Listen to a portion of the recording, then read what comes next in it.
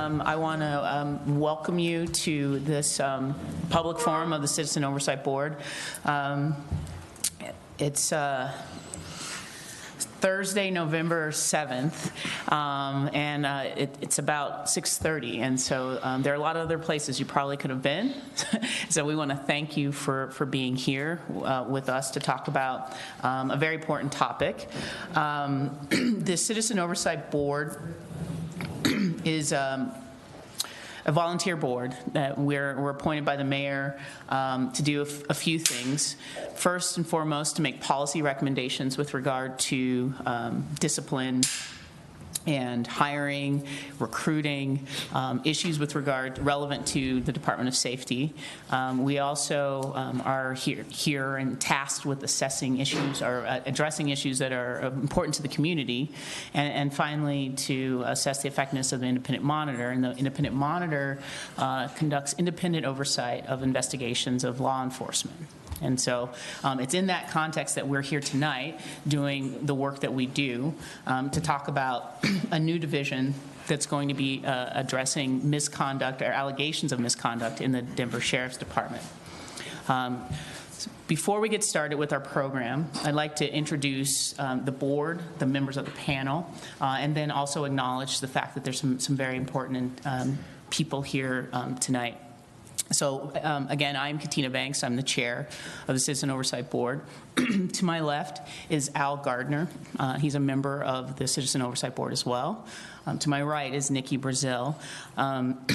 Next to her is Armando Saldate. Did I do that right, Armando? You did.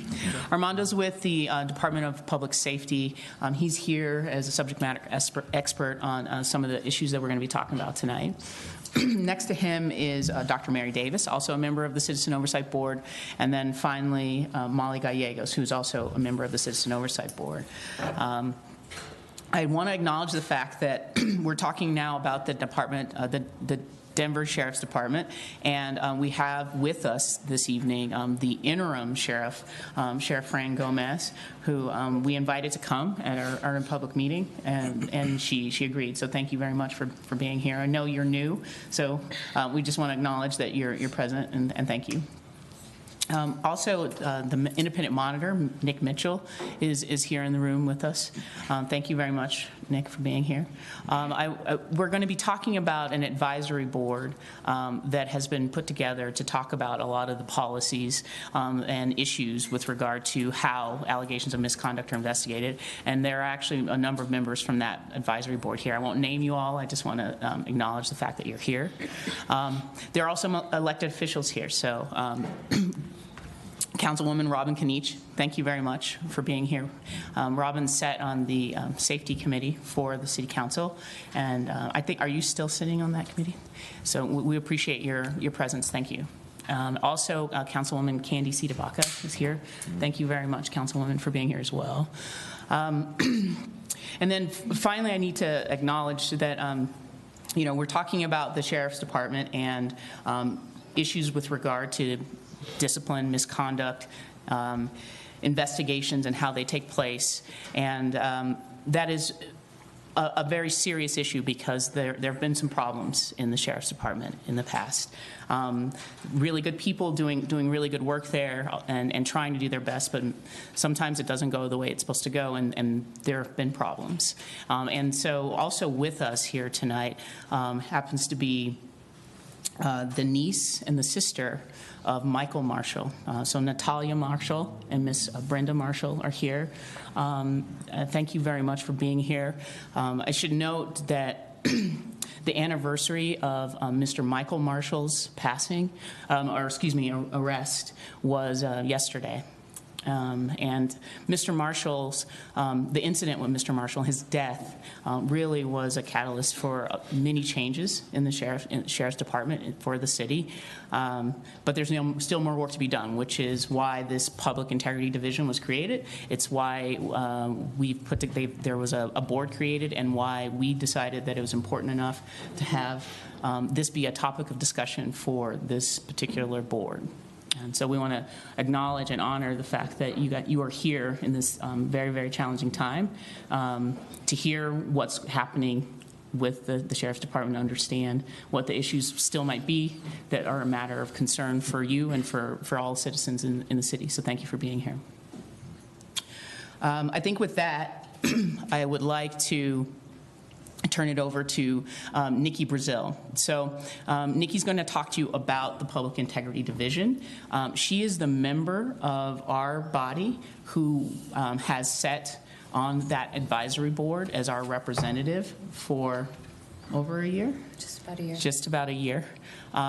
She's a volunteer, and she cares so much about oversight, right, in our city and making sure that we get this right, that she has taken of her time to be our representative, and we are grateful to her for that. But she's also happens to be now the subject matter expert on these issues that we've been talking about, and that the Sheriff's Department, the Department of Safety, and members of the community, some select members, have been working on for the past year. And so I'll now turn it over to Nikki to share with us an introduction of what the Public Integrity Division is, what the objectives are, and then what some key issues happen to be around that the board that's been created has been discussing, that we think that the community, this board, the Citizen Oversight Board, believes the community should be aware of. Thanks, Katina. Sure. All right, I will do my best to live up to that subject matter expert title. I will make some simplifications. These are pretty big processes we're talking about. Also want to note that I'm discussing a policy that's in its draft form. The final policy will be approved by Director Riggs, so everything that I say here might change. All right, the Public Integrity Division is a new branch of the Department of Safety created to take over investigations of deputy misconduct within the Sheriff's Department. The Public Integrity Division, or PID, has two units, the Administrative Investigations Unit, which conducts investigations, and the CRU, or Conduct Review Unit, which makes disciplinary recommendations. So at the beginning of 2019, a 15-member executive advisory board was convened to give feedback on the policies that are being written to govern these units. So let's talk about what misconduct is. Misconduct, broadly, is a violation of the law or of the Sheriff's Department's policies and procedures. Appended to the Sheriff's Department's disciplinary handbook, handbook in general, is a disciplinary matrix. That matrix lists out rule violations, what they are, and what the presumptive penalties for those violations should be. In the past, any allegation of misconduct resulted in a case being opened with Internal Affairs. Yep. Okay. So now let's talk about when there should be a full investigation of a complaint. Under proposed draft policies for the PID, certain rule violations may in the future be deemed performance issues rather than misconduct. This is an active discussion we're having now. Those complaints could be routed out of the system, and rather than receiving a full investigation with the Administrative Investigations Unit, they would be sent back to the supervisors within the jail facilities themselves. It would then be up to the supervisors to determine if and how an investigation would proceed and to prescribe the corrective coaching and counseling to the subject deputy. There are certain rule violations that the board, the COB, and the Executive Advisory Board agree don't require a full investigation. If a deputy is late to work, that doesn't need to be investigated as misconduct. If a deputy fails to fill out their vacation paperwork correctly, doesn't need to be investigated as misconduct.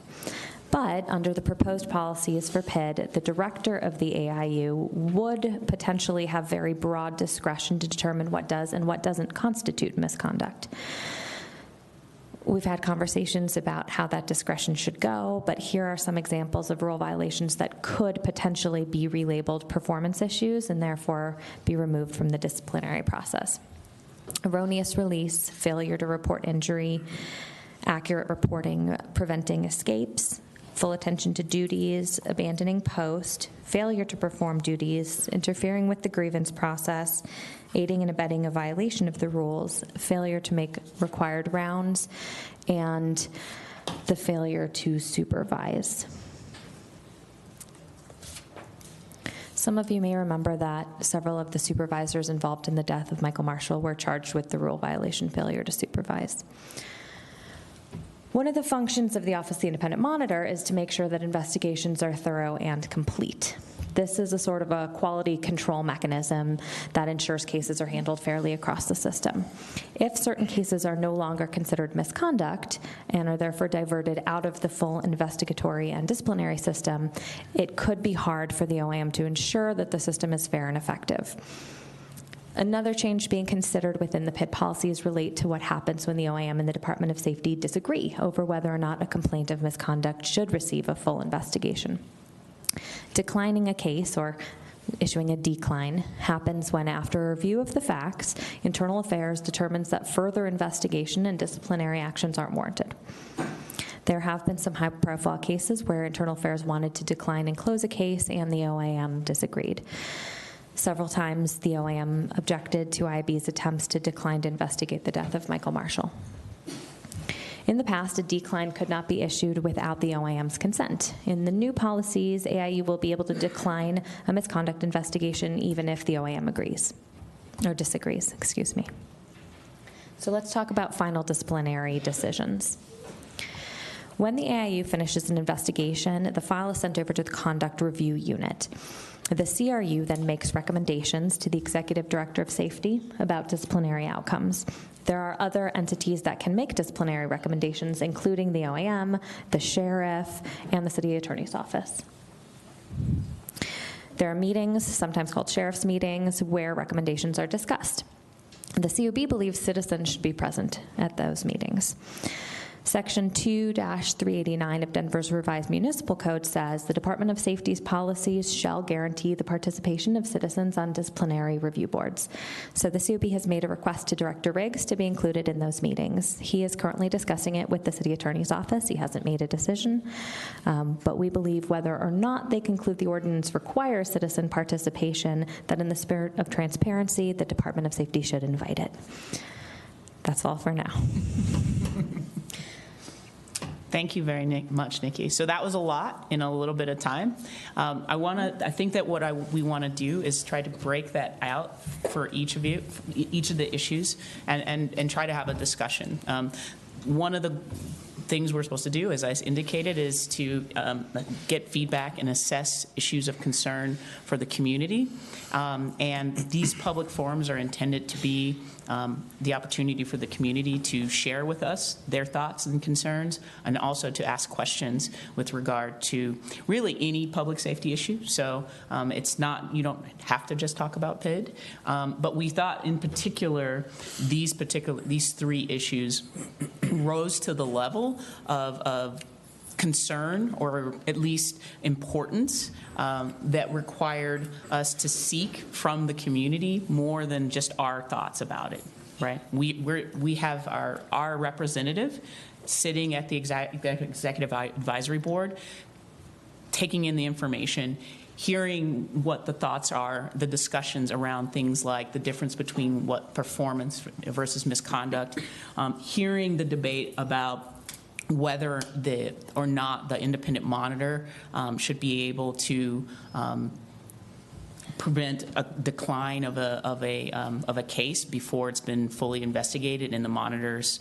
reasonable opinion, and also whether citizens should be participating in the disciplinary process. These are debates that are happening right now, or discussions that are happening right now at the board that we felt the community needs to be aware of, and that we certainly just want to hear your questions and concerns, and your comments, frankly, about them. So I think that maybe one of the best things to do would be to start with the first one, which was performance versus misconduct, right?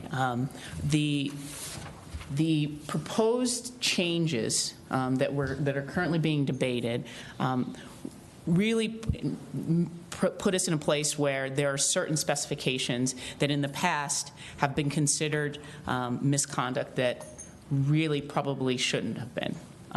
The examples that Nikki gave, for example, was a deputy showing up late to work.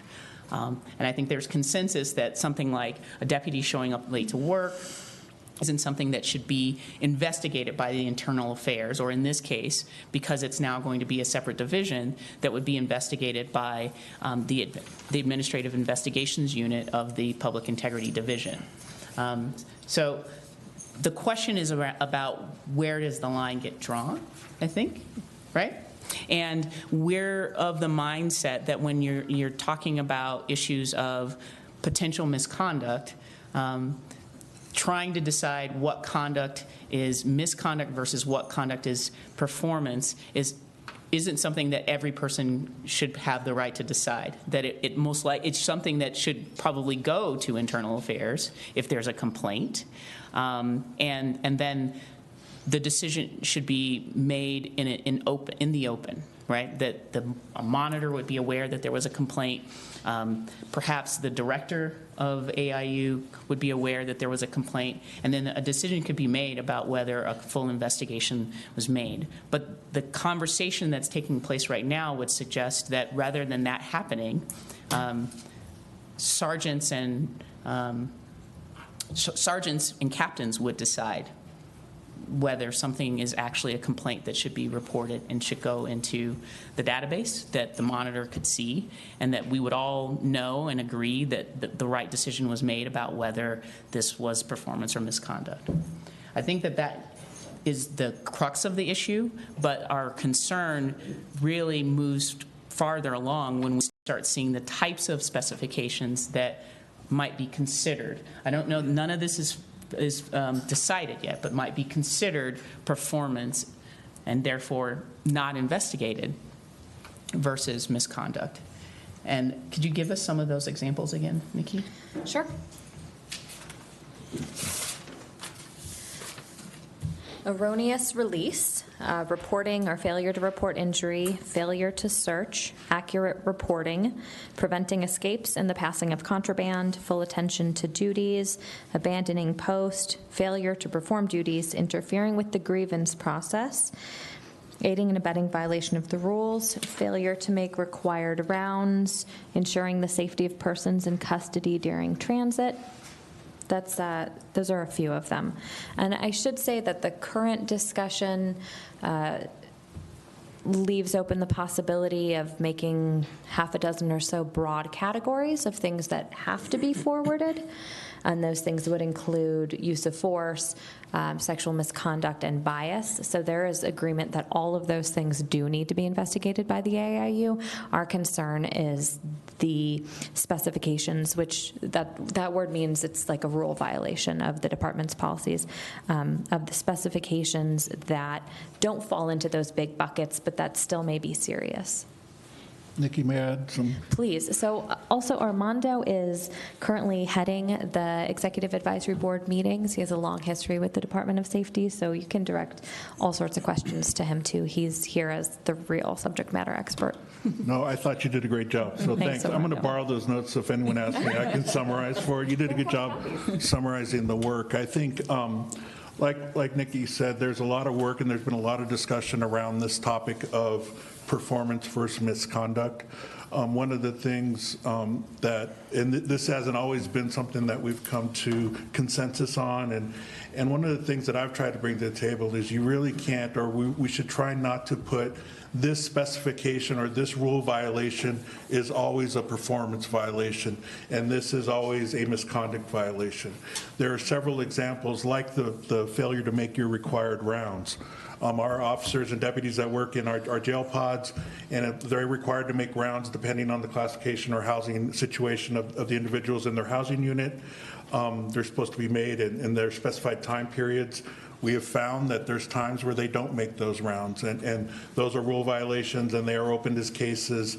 Sometimes it's because they have a good reason. There was an altercation, or there was a medical emergency, or things like that.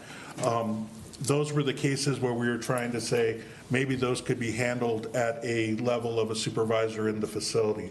However, you do have a failure to make rounds where we've gone and we've had a suicide in our facility or an attempt suicide, and an inmate's made that, and we've gone back and we looked at the rounds as part of the investigation of that death or attempted suicide, and we found that the deputy did not make the required rounds. In that case, that's an aggravated case.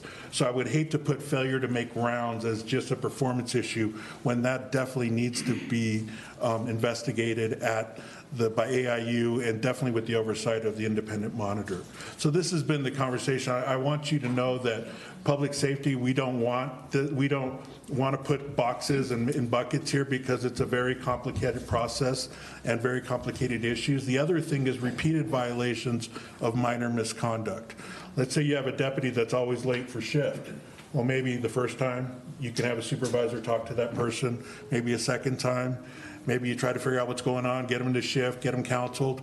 But if this is constantly a problem, and particularly with the staffing issues that we encounter at the Denver Sheriff Department, that may need to be forced to AIU in an investigation. It may need to be, so repeated smaller misconduct issues may need to be investigated and should be investigated in cumulative. We found this with those unauthorized leave cases is what they're called. Those are when deputies come late, show up late for their shift, or call in and don't have the allotted time in their vacation banks to make time. That was a huge driver of the cases. And when we first started looking at this, and when the director first started looking at this and the problems that the Sheriff's Department was facing around discipline and misconduct, we found a large number of cases that we brought to the table and said, these are deputies that are getting misconduct cases that were, they were an hour late or hour unauthorized leave, and that's probably, that shouldn't happen. And in the discussion, Nick and the office and the community's input was, no, we want you all to spend your valuable time on those serious cases, whether it be use of force. And last week we had a really good meeting with Director David Walcher, who's the new Administrative Investigation Unit Director, and he brought his feedback and what he's been seeing and what he's been trying to do. And what I was really happy with in that meeting was there was a dialogue around, and what this culminates into is this is a triage process. This is a triage of how do we handle these complaints however they come in, whether it's through a formal grievance, whether it's through an inmate communication called a kite, which is a note, whether it's the inmates picking up the phone and calling Nick's office or writing to Nick and coming over, however it's received.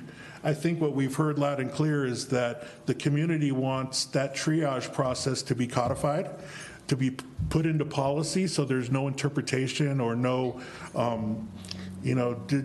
sometimes this manager says, oh, we can handle it here at the facility. Other times they say, oh, no, give it to AIU. I think the policy needs to be clear, and right now it's not. Or right now, or before the AIU was in place, the policy was there was no movement to have the discretion to investigate those lower level things at the facility. And that's what we were hearing from the command staff and supervision at the DSD. So those were some of the things that we're talking about. It is a very complex issue, but I will tell you that we have heard, and I was happy to hear that Director Walcher was open to Nick having full view and his office having full view of that triage process and those decision trees that are made when we have these violations. There is still some things to be worked out as to where is that data being stored, where is, because this all needs to be tracked. There is a grievance tracking system, and that's what really is a difficult thing, because there's called conditions of confinement that sometimes come through that grievance tracking system, but there's also complaints of misconduct and trying to get through the thousands of grievances and really narrowing and funneling the misconduct cases to AIU, to where Nick's office and the OIM can also have oversight of those decisions, is very important. Hasn't been figured out. David Walcher is working with Nick, and hopefully they can come up with some language and bring it to our board so we can maybe hopefully get into an agreement on that's how it should move forward. So I hope that provided a little clarity. Thank you, Armando. And I guess I would want to add two things. I think it's helpful and it's encouraging to know that there's openness to there being transparency with regard to all complaints of misconduct, that we're not putting certain things in one place and others, that having all the data in one place is kind of critical. I mean, that's actually one of the important functions of oversight, right, is that we are able to see patterns. We're able to know if the way that we're conducting a particular operation is actually working the way we want it to, the way we plan for it to. So that's actually really encouraging.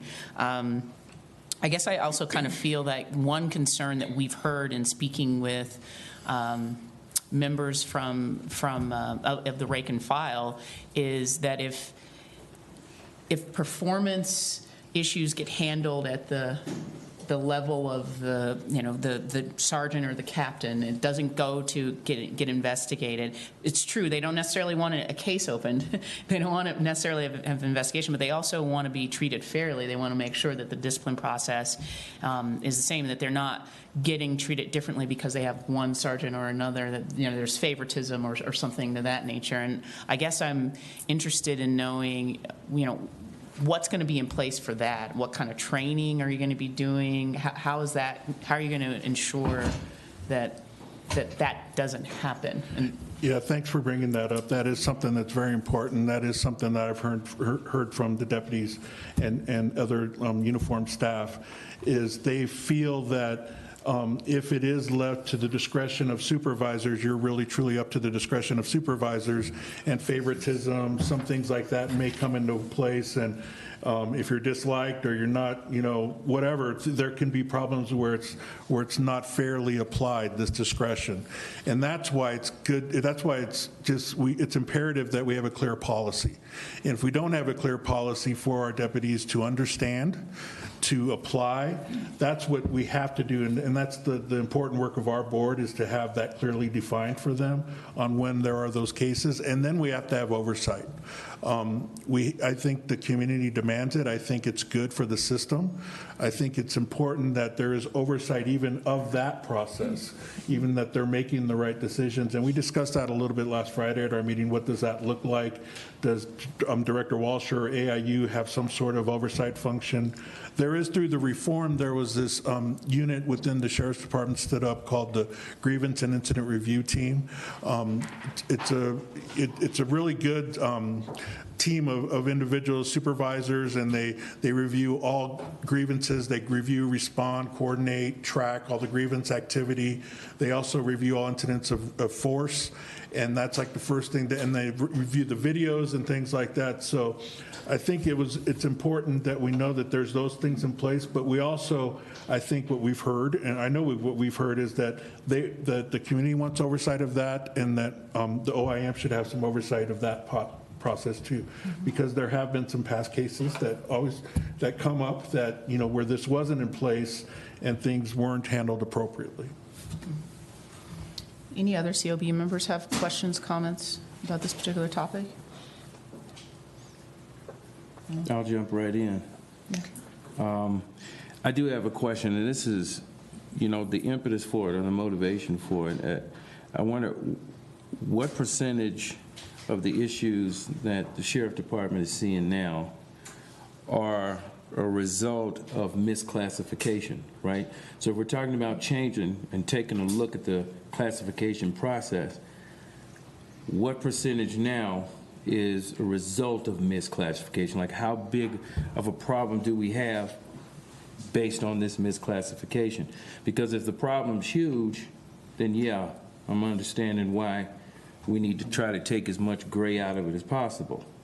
If there isn't a huge problem with misclassification and the old way that it was being classified with the independent monitor being involved, if that was going along in the way that it should, what was the motivation to change it? And what's the motivation to revamp it and make it different?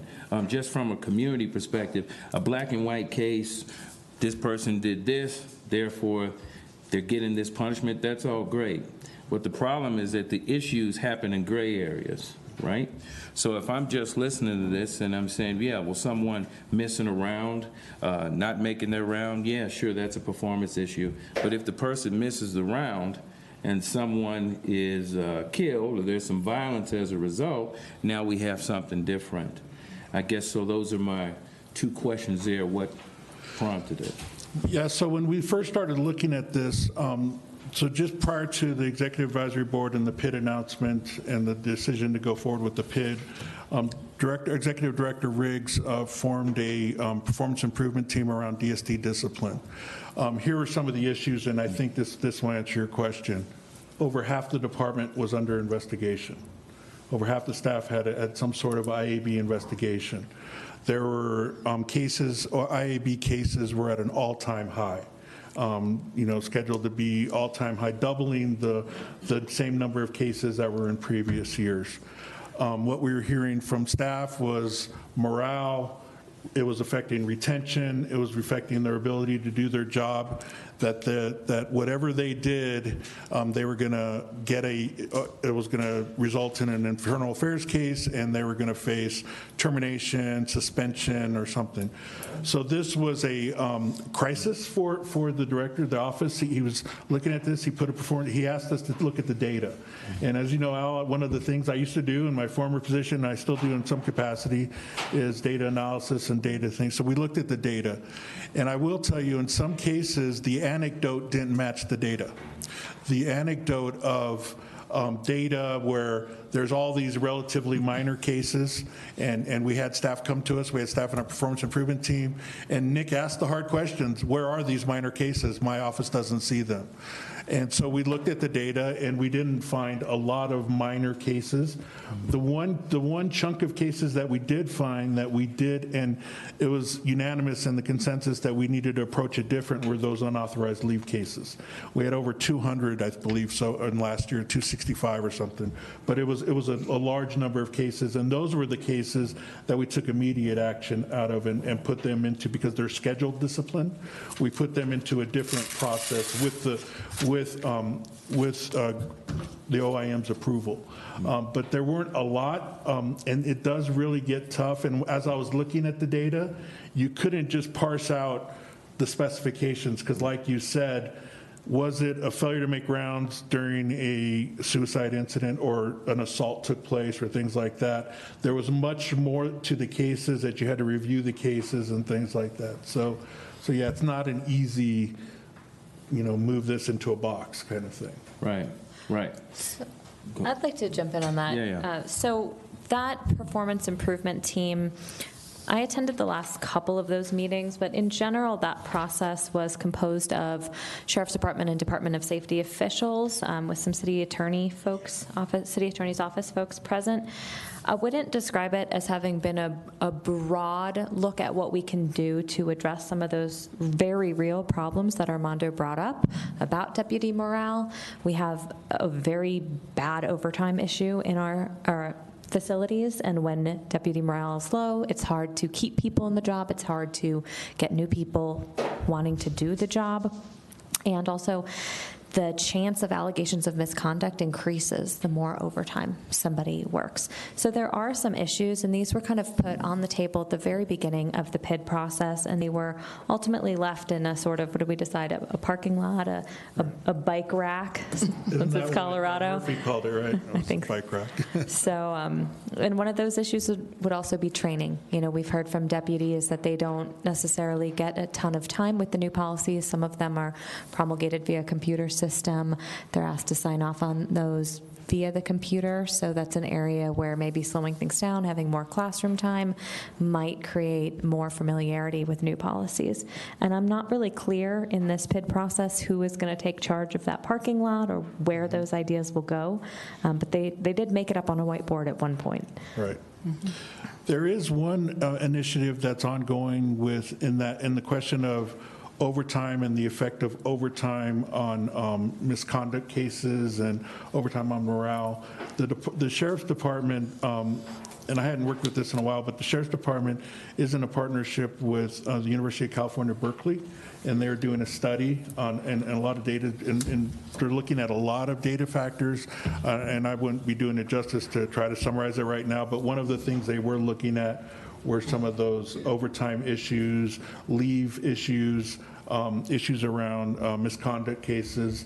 I know those were factors because I provided them some of that data. So I'm not sure where that's at, but that is one of the ways, one of the other mechanisms that's going on where they're trying to address that. And do you know if the outcome of that study, if the report will be made public?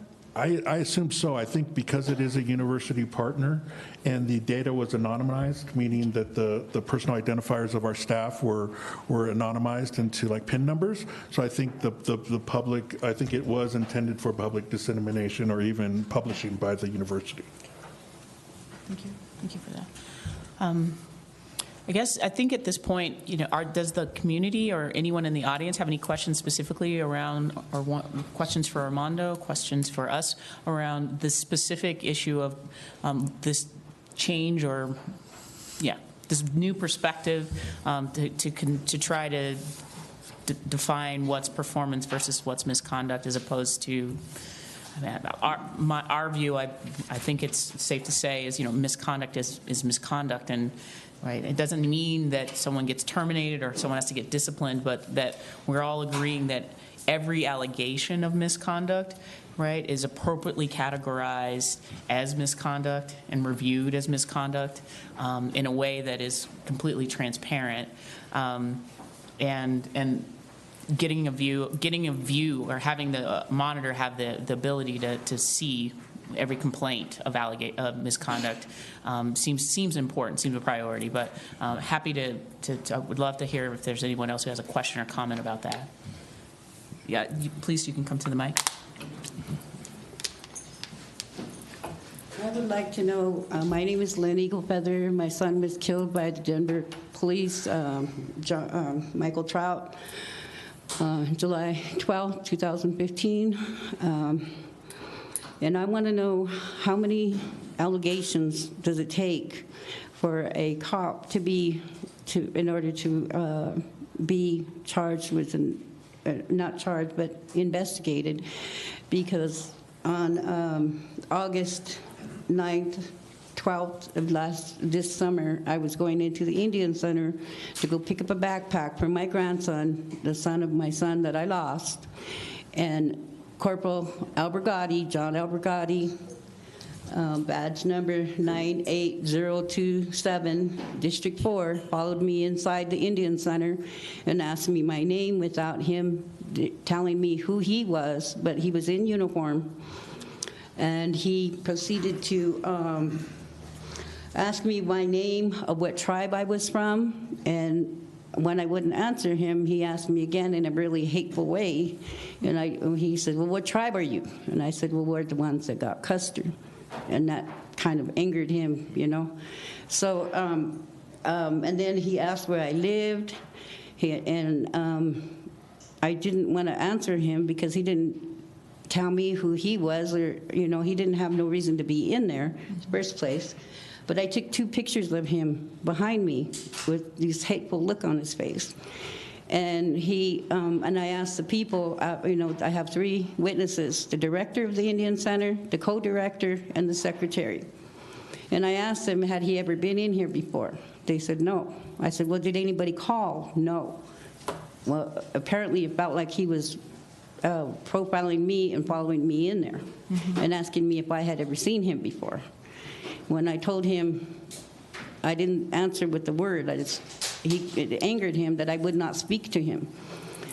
So he went around the corner and talked to the director of the Indian Center, and then he came back around the corner, and I asked him for his card, and he wouldn't give it to me.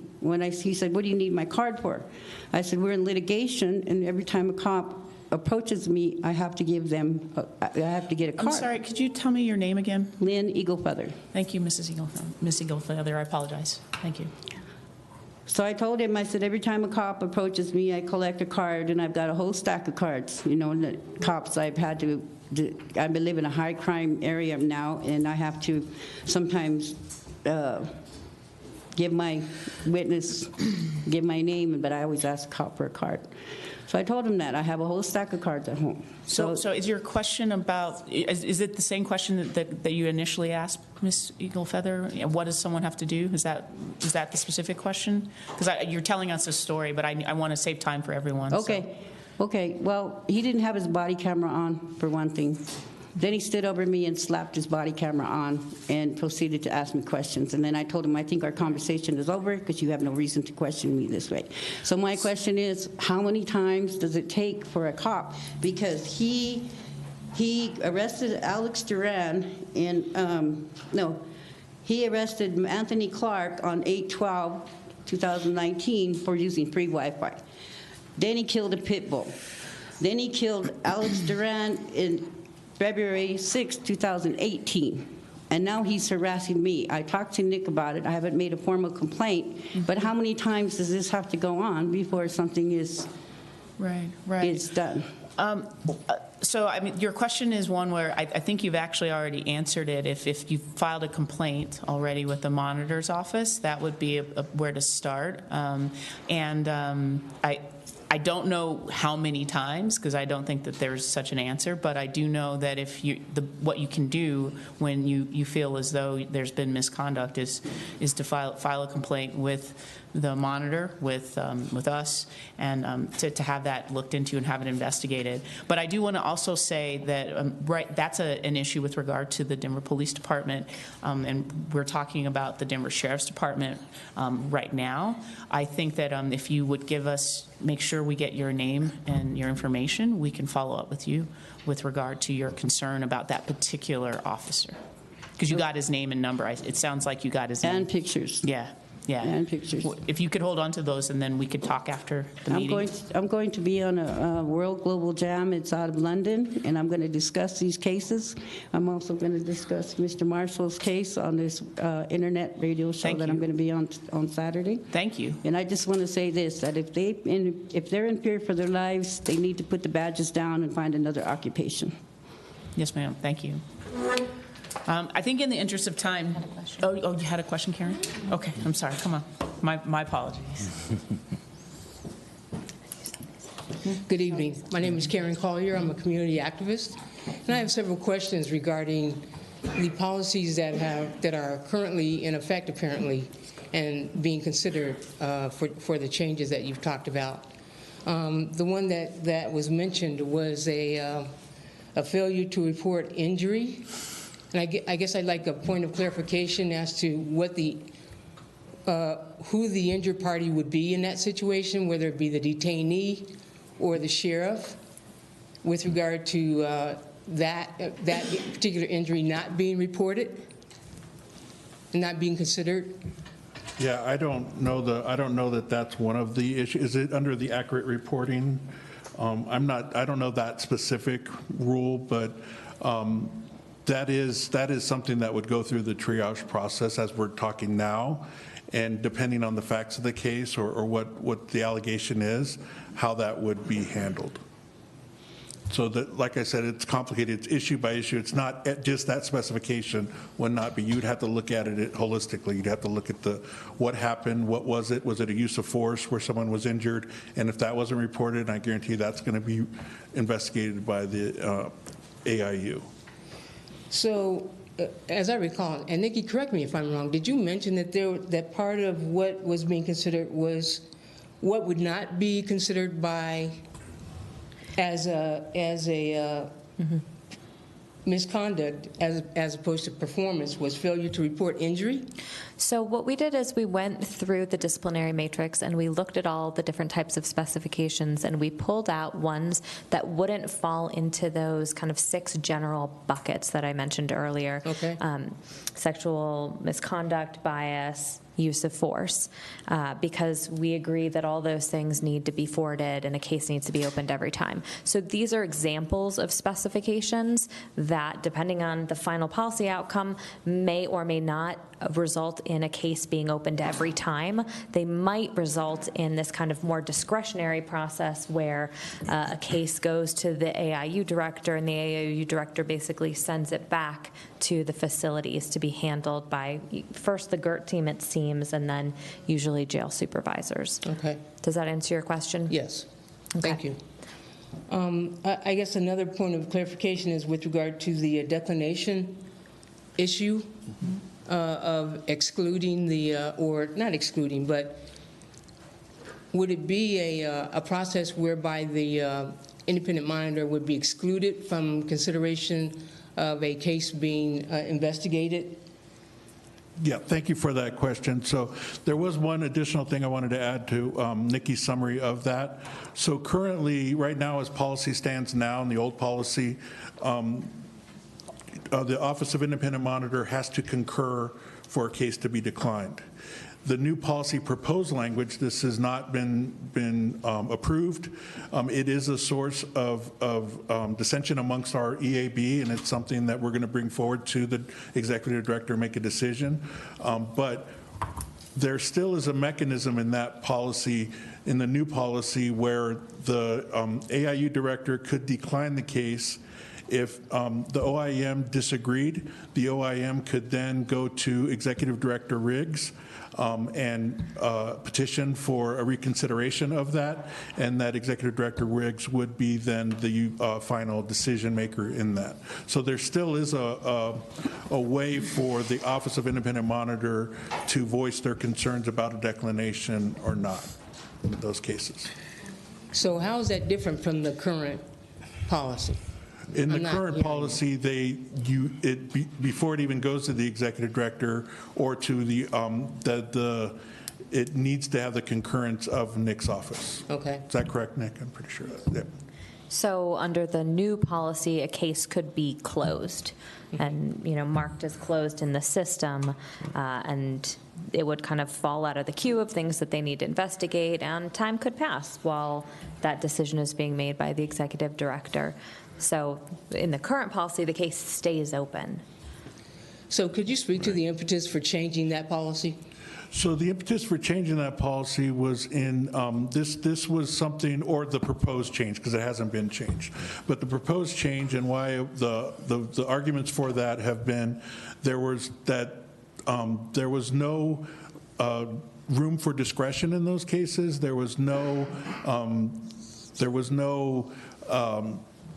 that these cases were being opened, the amount of cases that were being opened, that they wanted to have that ability, but also keeping in mind that they did keep in room for the monitor to, if he did not agree with that, to go to the executive director if need be.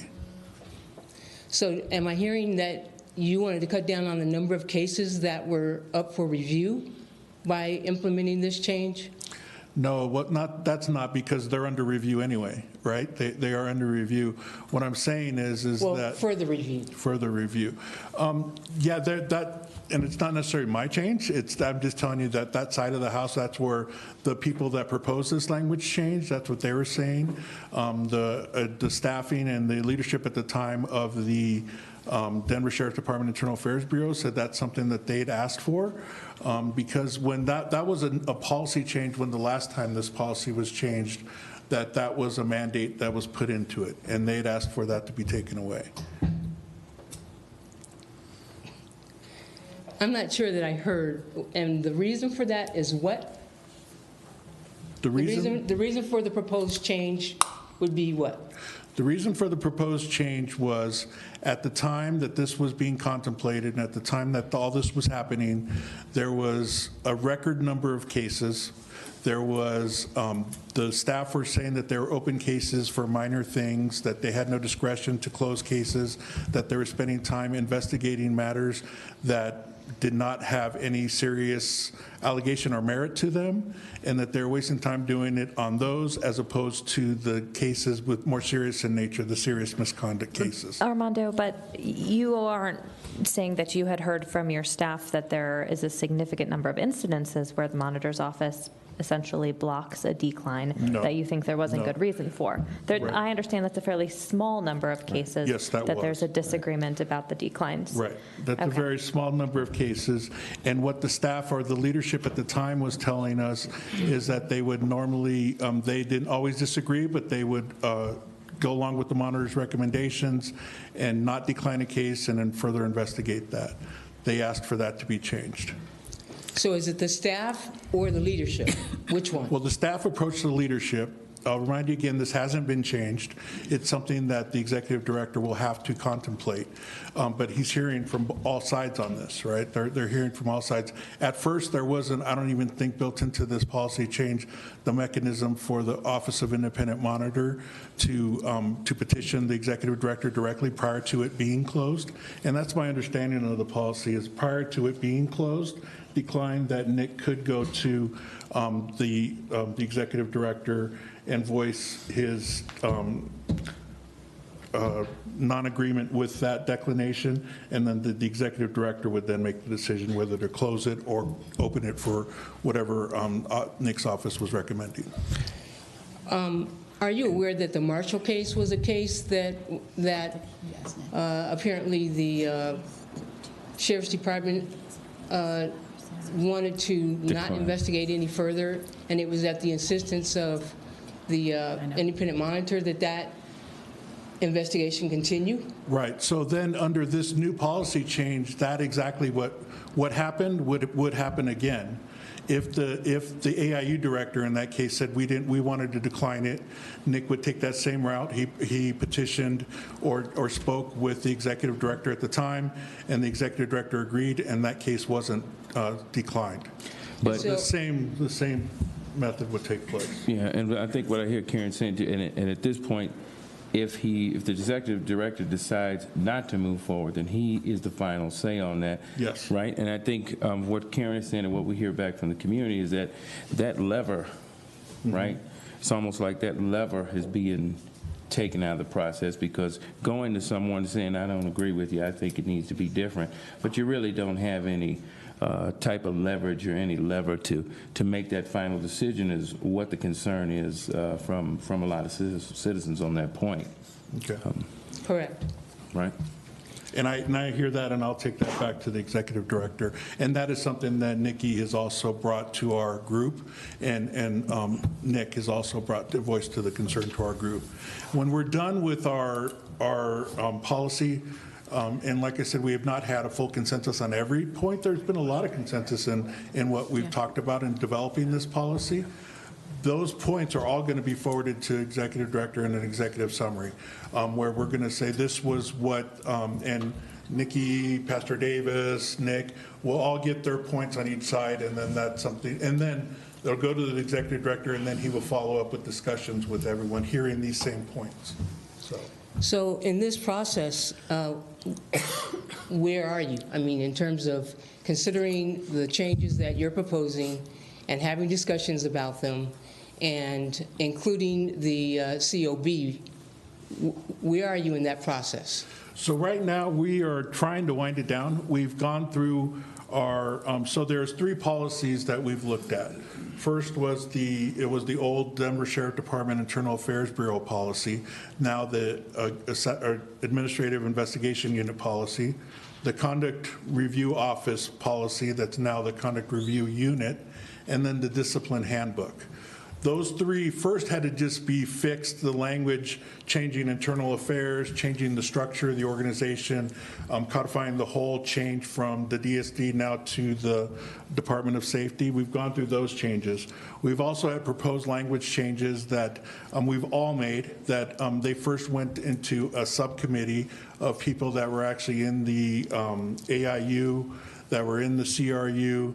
They took the current policy and added things and made changes. Then that was brought to us, and we would go in our weekly meetings line by line, either agreeing, disagreeing, adding new language, constructing better written language in those. So we are in our final drafts. We've gone through our AIU and our CRU policies. Like I said at the beginning of this, the last policy that, one of the last policies we were working on was the AIU policy. We had an opportunity to hear from the director of the AIU. He's working with Nick's office right now to try to come up with some language to help in that triage process. Hope to get that in fairly soon. We can talk about it, see where we're at in discussions. The CRU, we're pretty much wrapped up on that, where we're at with that. The discipline handbook is something that, I don't know, we may be getting into it later, but that's something that we've really changed course on that, and we're making up what we're calling cleanup language. And then there were some law changes that had to be fixed into that. So that's what we're concentrating on, and in our meeting tomorrow, we're hoping to get further along with that as well. So when you arrive at what will be, a second draft, will that be presented to the community for Yes. consideration? Yes. Yes, and that's what we've been trying to do, and Nikki's been asking our employee union representatives on our panel. Teamsters and Denver Sheriff Union have been asking to share with their constituency, and we just wanted, because as Nikki stated earlier, this has been moving. It's a fluid document. We know we can't achieve perfect, but we're trying to get good, and we're trying to hear from the community, being here, listening to things, to try to put some perfect. But yes, it's important that you all see it. It's important that once it's finalized, that it's made public, that it should be on our websites. It should be everywhere for everyone to see. I believe the DPD does that. I think that's something that it's important to get the feedback on. Yes. And would you estimate that you are, what, 6 months away from a final draft? No, I hope we're very much closer. I hope to have it by the end of the year. And everyone's working really hard here. You know, the volunteers on our board, everything, we're working really hard to try to get it done as fast as we can, but also making sure that we listen, making sure that we can hear everyone and everyone's input and feedback, and not being able to change. Initially, and maybe Nikki can talk about this, initially when we were first convened as a group, there was some very big goals about us getting done within a couple of months. And we heard loud and clear from the OIM, from our community, you know, we got to slow down. This is a lot. This is a lot to change. We got to hear from our constituents. We got to have a process. So we've slowed down, and we're not going to continue to make that mistake. But we do want to make sure that we try to get this out, because our staff needs it. Our new processes we need to have a clearer policy so we can start improving what we're doing. And so when is the next quarterly community meeting that the COB would have? It's typically around March. Yeah. And you're hoping to have a final draft by the end of the year? Yes. So when would there be an opportunity for the community to review your second draft before you finalize the documents? There could be a lot of ways we can do it. I'm sure we can work with Nikki on providing her that draft, something that we've looked at as a group and saying this is something we want to share out. We're close to a final thing, but we want to now share it. And then I would leave it up to you all know how to contact the community better than I do. But I think it's important that it gets publicized some way, whether electronically, both, in meetings, however we need to get it out. I think it's important that we do that. Well, are you willing to present the second draft to the community before it's finalized? Yeah, I think that's what the goal of that would be. And I won't call it the second draft, because we've been through so many iterations of this thing. It would be like our final draft, I would say. I think it's important that we get the feedback from everyone that we need to. Each one of our constituencies get that feedback.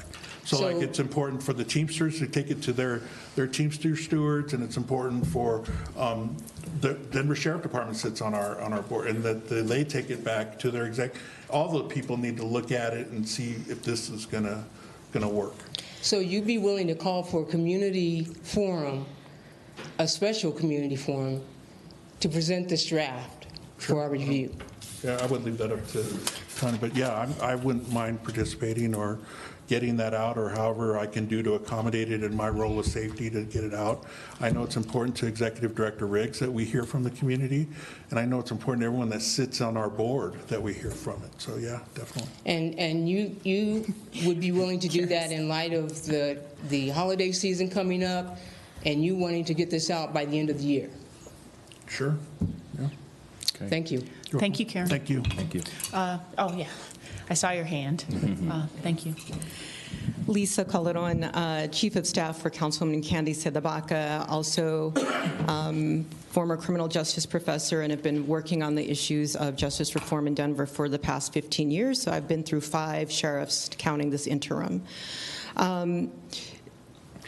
You know, the Mayor Hancock is fond of saying that the community gave him a mandate to civilianize the sheriff's department, and that actually wasn't accurate. And that includes this now public integrity division.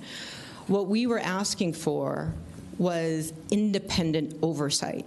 Not just civilian oversight, but independent oversight. So civilian oversight, the way it looks right now, is having mayoral appointees drive this process about reform around oversight. What it's looked like is having the executive director of safety expand his powers, increase his budget by 28%, and reduce Nick Mitchell's as the independent monitor. what it's looked like is having less community voice in a process, but calling it civilian oversight when you have more attorneys from the city attorney's office. That's not what we ask for with independent oversight. And you know, the intricacies of the Public Integrity Division, I'm not disagreeing with what you all are saying, but one of the things we also pushed for was parity between the departments. You know, when Lynn Eaglefeather stood up and talked about the complaints that she had, this is part of it, that we are having civilian oversight over one department, but ignoring another department where there's also significant issues of concern. Are we going to also civilianize the oversight of the Denver Police Department? The fact that the Executive Director of Safety's office is in the police department tells you about a bias toward that department. So part of it I want to see come out of this is parity between both of the departments. Want to see the stop chipping away at the independent monitor's power and authority, stop seeing the expansion of the Director of Safety's authority, and start seeing true community engagement. So that takes me to the next sheriff. And she was here. I don't see her here now. She had another obligation. Great. This. Well, this is important to be here. We're talking about the Sheriff's Department. Well, she has multiple. I get it, and I've got other places I need to be too. I just want to tell you that she was very sorry she couldn't stay. She actually said that. Great. And we sent a letter to Troy Riggs and Michael Sapp, and thank you for getting back to us. But one of the questions remains unanswered, and that is, what is the process for selecting our next sheriff? Mm-hmm. We have an interim sheriff that none of us really knows anything about. And the community has not had an opportunity to vet her qualifications, and this is not about her. Mm-hmm. It's about a process of transparency, and we do not have that. So everything you all are talking about with the Public Integrity Division is going to be overseen by the next sheriff. And yet we were promised that there would be a community engagement process. We were promised that there would be transparency, and we were also told that the next sheriff would be implemented by January. That's 2 months from now, and we still have not had a process. So I know how this has worked. Like I said, I've gone through 5 sheriffs. And so if the Public Safety Department thinks they can just slip in another interim person to be the next sheriff to guide all of these issues, these reforms, that's a problem. And so what I want the public to understand is you need to fight for a transparent process for selecting our next sheriff. And it's one of the reasons why Councilwoman Sedabaca is introducing a change for an elected sheriff, and also introducing a change for a stronger independent monitor system, because we can't have one without the other. So I look forward to following up with COB members to talk about strengthening the oversight of the independent monitor for potentially an elected sheriff. And I look forward to finally getting an answer from the Department of Safety about what is going to be your transparent process for having community input for the next sheriff, so we can vet their qualifications, any background controversies, etc. Thank you. Thank you, Lisa. There are members of DOS here. Do you want to comment, Michael? On you guys were at our public meeting, so I assume that you have some response on last Friday. So. Yeah, absolutely. Michael Sapp, Department of Safety. Glad to be here this evening. Want to clarify some points that Dr. Calderon brought up. One, we are going to have a transparent process for the appointed sheriff process.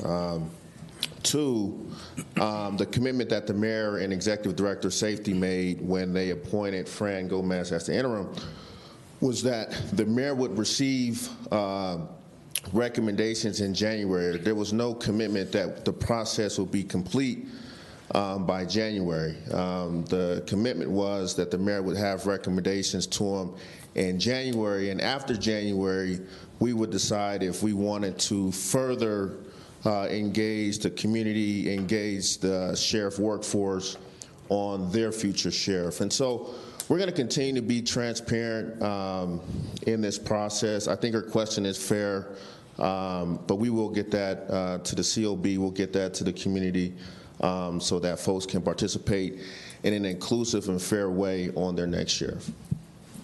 Thank you. Thank you very much, Michael. Got one more back. Yes, please. Thank you. I didn't see you. I'm always the invisible man. Hello. No, it's the light. It's the light. I'm just teasing. I'm Robert Davis. What's your name again, ma'am? Karen Collier. Ms. Collier? Okay. I wanted to just kind of address, I'm on the PID Executive Committee, and so I wanted to address a question that you had, because we're talking about the various drafts of the policy. The reality is that, and because I want to make sure that it's very honest about what's going on, we are a recommending body. So when we talk about drafts and presenting drafts, I don't want anyone in this room to leave thinking that just because we put words on a piece of paper, that in fact Director Riggs will actually implement it. The final say as to what is implemented and how it's implemented, et cetera, is at the total discretion of the Executive Director of Public Safety, Troy Riggs. So when we say that we want to have a policy finished by January, what we're saying is we want to have our recommendations. And so we can have these community meetings, but what really needs to take place is that we need to have a meeting with the director. And I'll be honest, and I don't like to, those of y'all who know me know I'm not about throwing stones, but this is the second community meeting we've had around this conversation. And I'm concerned that Director Riggs is not here again. I'm just going to be honest with you, because he's the one, he has the final say on what happens with this policy.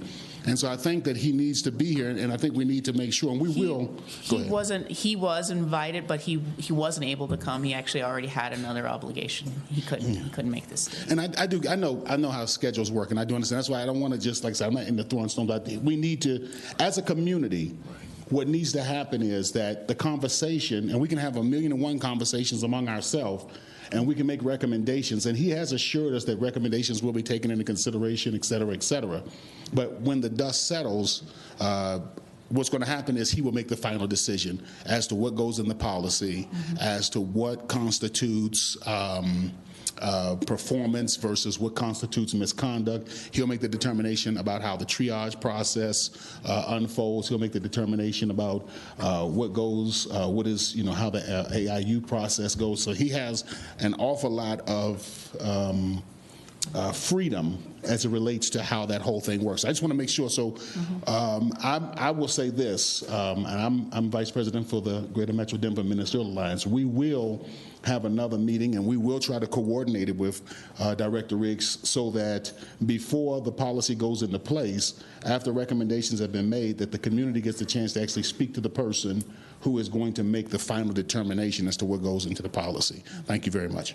Thank you. Thank you, Pastor Davis.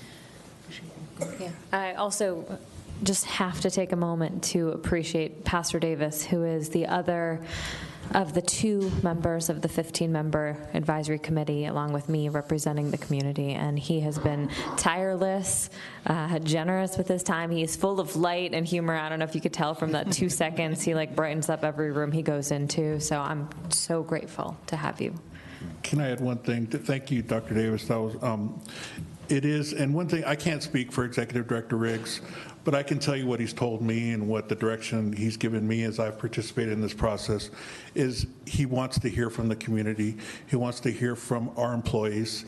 He wants to hear from a lot of things. He hasn't made up his mind on any of this stuff. I've talked to him. I brief him. I try to keep him, as soon as we have a meeting or things happen, I try to keep him and our executive staff up to date. He has really taken in and talked to me and given us clear direction that he wants to hear from the community, from the monitor, and from everyone at the table. And so I do want to say that that's important to him, and that, like I said, I can't speak for him, but he has voiced that to me.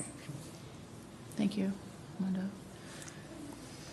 Any other comments or questions or statements? I had a from couple. people? Yes. You had said earlier about triage, and I was wondering, for the cases that you decide not to triage, are they kept track of, and then is that transparent? Yeah, that's a really good question, because that's the heart of our discussion right now. So every case is going to be triaged. And I shouldn't call it every case. Every complaint will be triaged by right now, and this is how it sits right now. And like we said, these are recommendations, and this is what we're recommending right now. And we hope to have some language with this as our AIU director works with the independent monitor and can propose it to our team. But every complaint will be looked at by him, by his eyes, and then what we have not decided is where will that sit? Where will it be tracked? Yes, it will be tracked. It has to be tracked. We cannot make the mistakes of the past where things fell through the cracks, important things. So that is what we're really trying to codify right now with our policy. Whether it's in we utilize a case management system called IA Pro, whether it's in there. Right now, it seems the sentiment is that they want to keep that for those serious misconduct cases that AIU will be investigating. But there's other ways to track. I do data a lot, and there's other ways to track. But I think what's been important, and what I saw was the shift by the AIU director, was that it was clear when he spoke to our executive advisory board was that Nick was going to have unfettered access to that data, to those decisions, and have oversight of that. Did I say that right, Nick? I don't want to, you're here, so. Armando, I have a follow-up question to Molly's question. So if a complaint comes in and it's triaged, so a full investigation isn't opened, and it lands in, let's say, some spreadsheet somewhere of cases that, went to die, how can the monitor's office provide real oversight if a full investigation isn't done and they aren't able to look at, video or questions being asked to that subject deputy, but all they have is this line in a spreadsheet or maybe the text of the original complaint, nothing to compare it against? Yep, so I've heard that from you before, Nikki, and when we went at our last meeting that you could not make, I did bring that up as a concern. That was something that we need to figure out in a spreadsheet. So Director Walsher, he told us, gave us a rundown of his process right now in triaging. Let's say he gets a grievance, and he brought in a grievance for us, one that he did, and let's say there were some allegations in this, and they were very general allegations. He reviewed the video, the facility video. It was clear to him that it did not take place as was indicated by the video.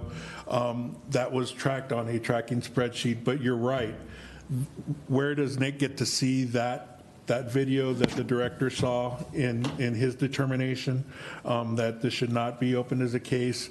That's something that we're going to have to figure out, and that we're going to have to build in, because if we're going to track that, and if and Nick's office is going to have the oversight that's important, he should be able to see what is the director basing his decisions on. Mm-hmm. I'm also I'm interested about the cases where maybe it's not obvious from the video, or maybe even the video makes it look like something didn't happen, but if the deputy was questioned, that might lead to other evidence being gathered, or even the revelation of a systemic issue that might need to be looked at for a policy change. Yep. Isn't there kind of an opportunity for a big loss there of data? Yes, that's something that the Office of Independent Monitors also told us. One of the things about a case management system is you can see patterns of conduct, particularly with particular deputies. If they're constantly being alleged to have done something, and over a course of time we see the same allegation, that is definitely a pattern of conduct that needs to be looked at too.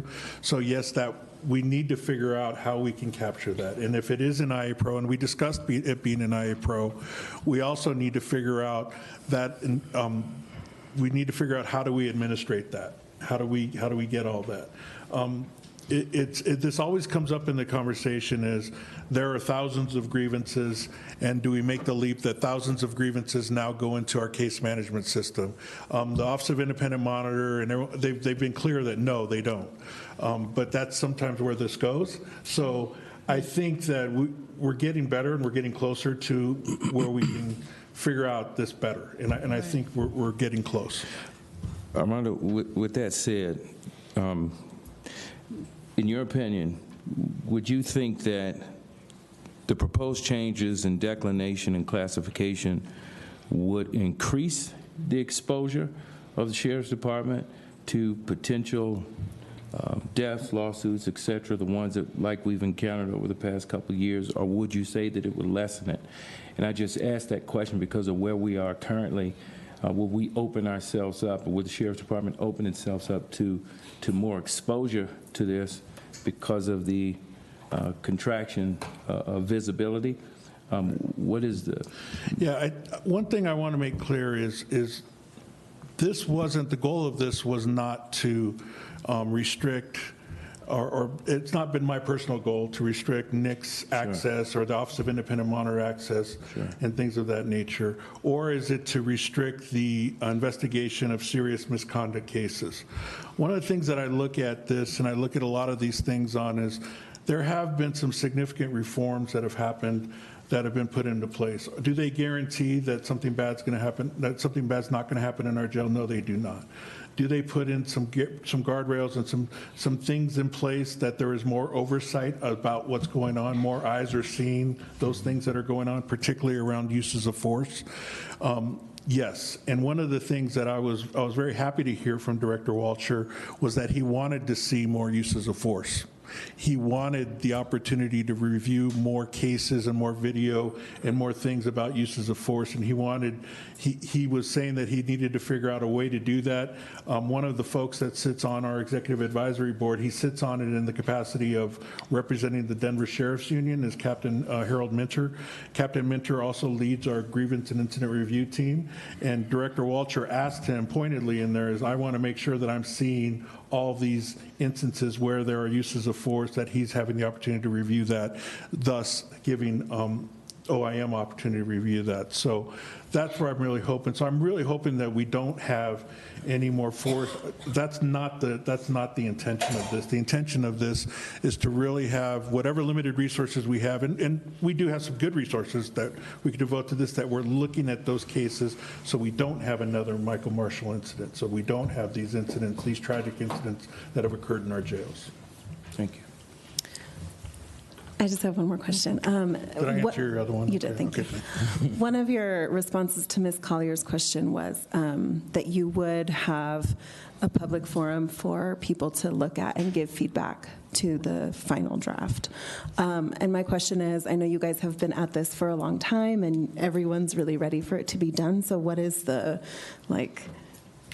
I guess, do you really think that you'll take any of that feedback? Let's say someone has something that's a really big problem, and what's the likelihood that you'd actually change anything? So for me, and reminding you what Dr. Davis said, and I'm glad he brought up that point, our recommendations to the director, I'm constantly, and there's urgency behind us getting this done, but I have no problem talking to the executive director and telling him we need to slow down. We need, someone brought up a very good point, or the community wants to weigh in on this particular issue, or we need to stop. We've done it before.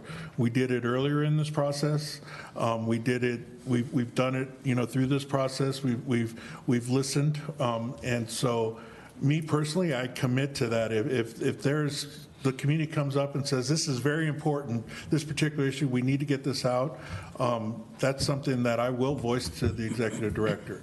I'm down here, he's up here, but I will voice that. I make that commitment to you. I also make that, I've seen the people sitting around me, and Nikki won't take it sitting down, and I know there's some very strong voices in our room that we will make these recommendations as a board to Executive Director Riggs. One thing I do want to clarify, I can't set up a community meeting. I agree to participate in it. I have no problem doing that, and I know that the office is important that we do hear from the community, so yeah. Thank you. Did any other board members have any comments, questions? Any other comments or questions from the community? There was one other issue that we mentioned, which was the Citizen Oversight Board being concerned that with regard to the meetings for discipline, that there be a civilian in those meetings, that there be someone that's not just with the safety department or the monitor. And our feeling and view of that is that that's something that we're entitled to under the ordinance. But it is also it's an outstanding issue, and I think, where is it again, Nikki? What's the status? The request has been passed along to Director Riggs, and he's discussing it with the city attorney's office, whether or not they feel that citizen participation is required given the current language of the ordinance. Thanks for bringing that up, and I'll add a little bit of an update to that. So as Nikki said when she did that great summary earlier, there is the recommendation, or what has been proposed, is there is what we call our discipline process is pretty convoluted. It can get, but after the investigation is completed, that investigation is then sent over to the conduct review unit. The conduct review unit then looks at the facts of the case. They look at the evidence. They then make a determination if a rule violation or violations have occurred. They make recommendations to the Executive Director of Safety's office. They also pass those recommendations on to Nick Mitchell through Greg Crittenden, and he does an OIM discipline review, and they weigh in and they provide their suggestions.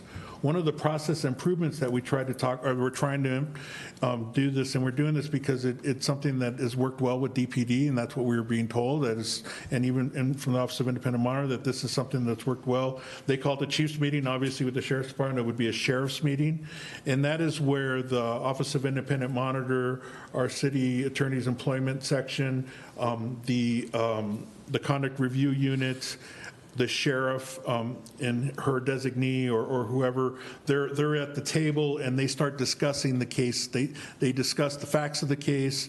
And Greg, you go to these every day, so if I misspeak, please correct me. But they discuss the facts of the case and kind of see where they're at.